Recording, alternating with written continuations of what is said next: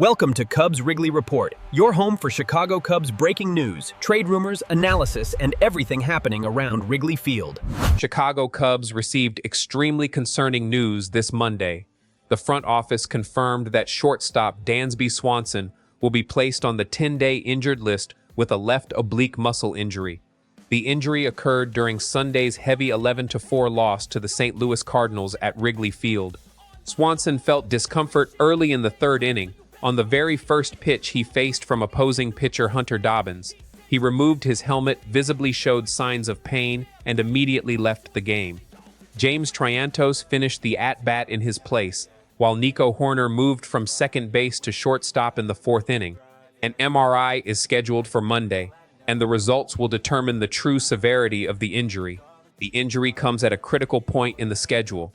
There are just over 6 weeks remaining in the regular season, and the Cubs had been putting together a solid offensive stretch while trying to stay in a direct battle with the Milwaukee Brewers for the top spot in the National League Central. The team is also still processing the front office's latest decisions at the trade deadline, with recent additions to the pitching staff and Edward Cabrera's complicated return to the starting rotation. Losing the most stable piece of the infield defense right now is a major blow, especially down the stretch, when every bit of defensive consistency matters in the race for a direct playoff spot. This is Leo Wrigley, and I need to be direct with you. What caught my attention the most wasn't the injury itself, but Craig Counsell's body language when confirming the situation. He didn't try to downplay it. That suggests the coaching staff may already suspect this could be a longer absence than the official 10-day minimum. According to Patrick Mooney of The Athletic, the buzz behind the scenes at Wrigley Field is already pointing toward the historically unpredictable recovery timeline for an oblique muscle injury. Sometimes a player returns within the minimum time frame, while other times the issue keeps him out for weeks. And strategically speaking, given the timing of this injury, the Cubs front office simply cannot afford to sit back and wait for good news. The domino effect is already starting to take shape. Nico Hoerner, a two-time Gold Glove winner at second base, is expected to take over at shortstop while Swanson is out. That opens the door for rookie Pedro Ramirez to get more playing time as the starting second baseman, a major test for a player who is still adjusting to the everyday grind of the big leagues. James Triantos remains another infield option, while Matt Shaw could strengthen the roster if he begins a minor league rehab assignment in the coming days. It's a subtle domino effect, but one that reshapes the entire defensive structure of the team at a crucial point in the season. And before we dive into the numbers and the true cost of this absence, I need to ask one thing from you, Northside Nation. If this kind of strategic breakdown of what's happening behind the scenes with the Cubs is valuable to you, hit that like button right now. That simple gesture helps support Cubs Wrigley Report and puts this coverage in front of more bleacher bums around the world.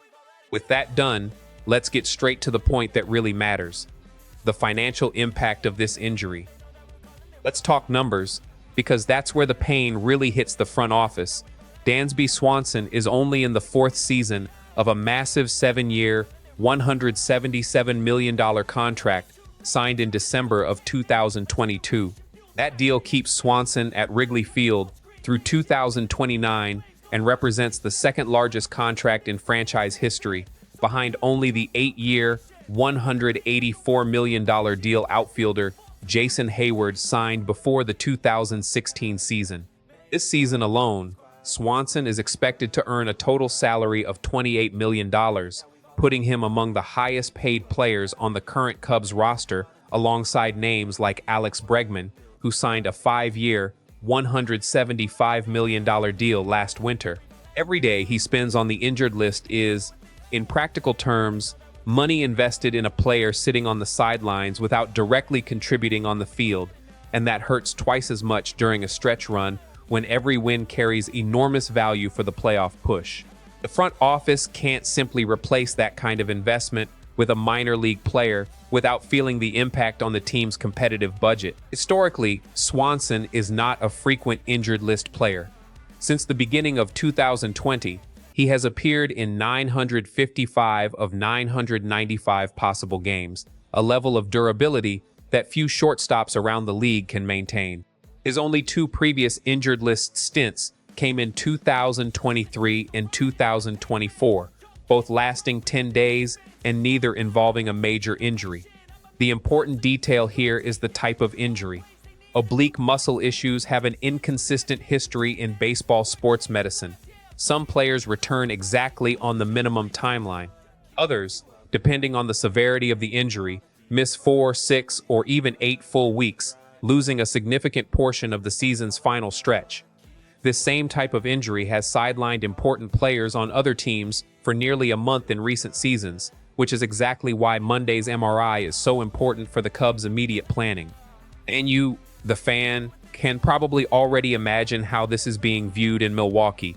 The Brewers are right there in the National League Central standings, and any defensive weakness from the Cubs becomes extra ammunition for their rivals.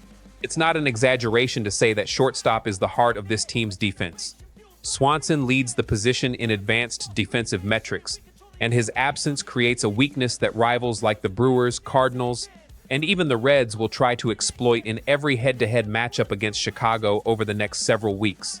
If you've been following the game closely, you know that contending teams often become more aggressive on the base paths against depleted defenses, and that's exactly the kind of tactical adjustment Northside Nation needs to watch closely right now. In my view as an analyst, this isn't a crisis, but it is a real test of depth.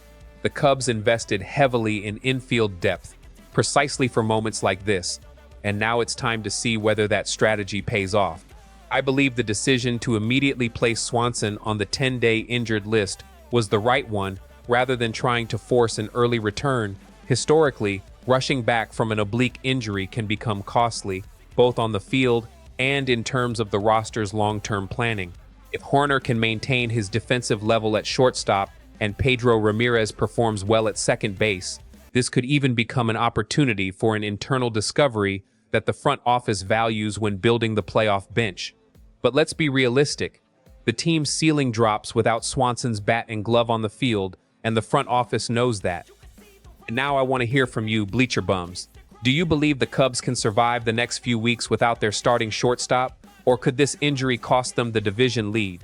Drop your thoughts in the comments below, because this debate could shape the direction of our next coverage here at Cubs Wrigley Report.